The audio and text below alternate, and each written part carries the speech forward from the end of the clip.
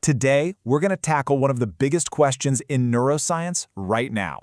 How in the world do psychedelic drugs actually work? Well, it turns out researchers might have just stumbled upon a master key to the brain itself. Let's get into it. You know, from ancient rituals all the way to modern clinical trials, psychedelics have always been this source of fascination. And right now, we are in the middle of a full-blown research renaissance. We're seeing studies that show just incredible promise for treating some of the most stubborn conditions out there. And we're talking about a whole range of different compounds here. You've got your classic hallucinogens like LSD and psilocybin, from magic mushrooms, but then you also have empathogens like MDMA and even dissociatives like ketamine. Each one has its own unique chemical signature, its own unique vibe.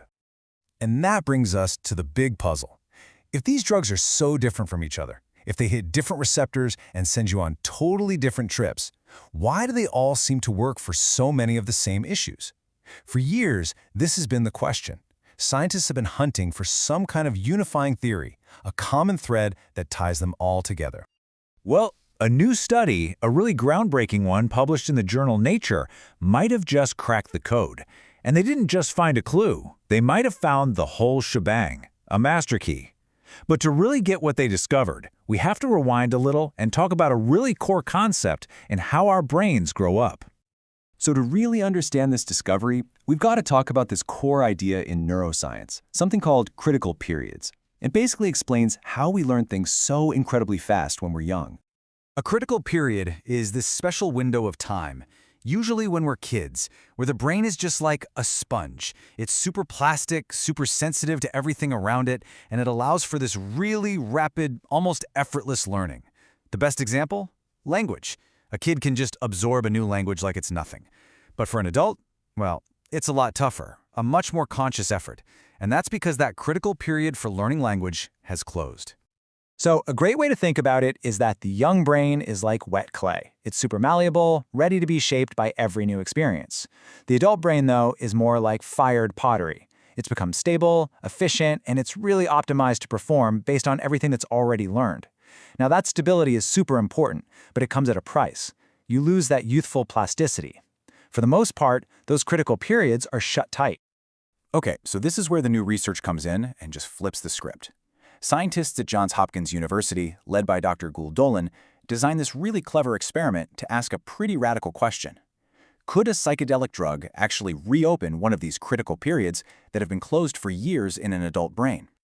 To test this idea, they used mice and a very specific type of learning that has its own critical period, learning about social rewards. Here's the play-by-play. First, they let an adult mouse check out a chamber with two different kinds of bedding, just to see if it prefers one over the other. Next, the mouse gets to hang out and socialize with other mice on one type of bedding. After that, it spends time all alone on the other type of bedding.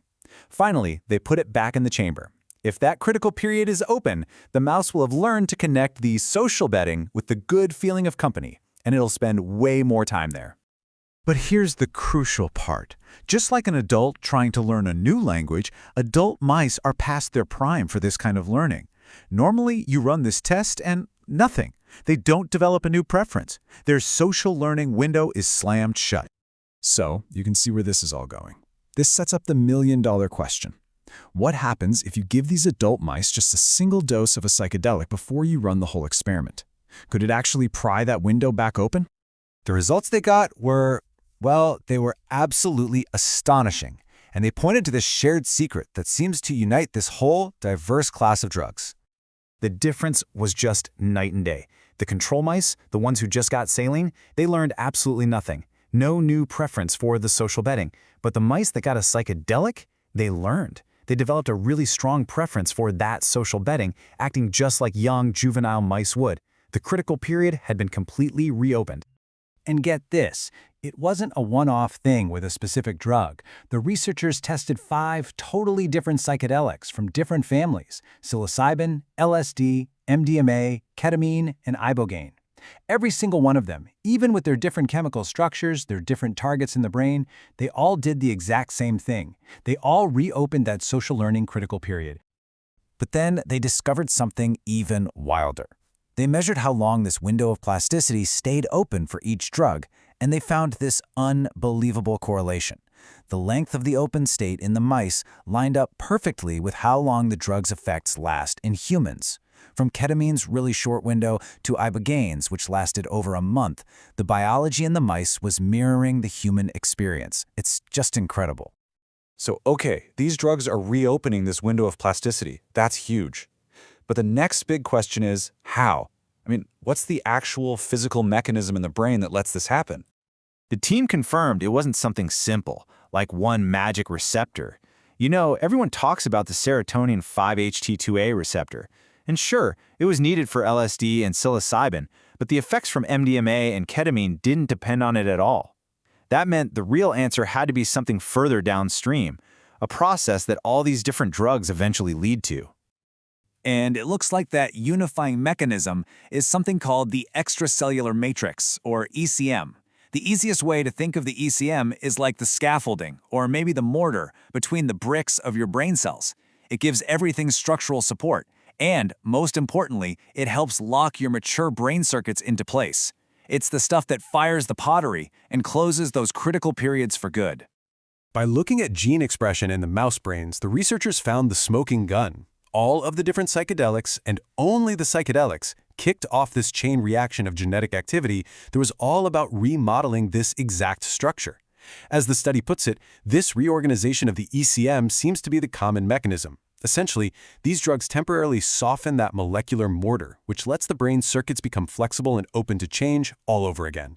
So, if you've found a master key that can unlock brain plasticity whenever you want, well, the implications are just profound. They stretch way, way beyond what we're using them for now. I mean, think about it. If psychedelics can reopen the critical period for social learning, what other ones could they reopen? What about the critical period for motor learning, which could help after a stroke?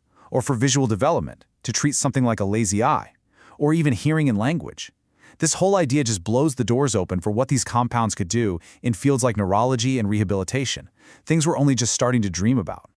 And this brings us right back to the beginning. This biological mechanism gives us this beautiful explanation for the psychological effects people report in therapy. That ability to break out of rigid, negative ways of thinking, whether from depression or trauma. It might literally be the result of hitting a reset button, of temporarily returning the brain to a more youthful, more adaptable, and more flexible state, where new connections and new ways of seeing the world can finally take root. This research really gives us a powerful, unified theory for how this whole class of strange and wonderful molecules work. But it also leaves us with this huge, tantalizing question for the future. If we really have found a master key to brain plasticity, what other doors in our minds, doors we thought were locked forever by time, might we finally be able to open?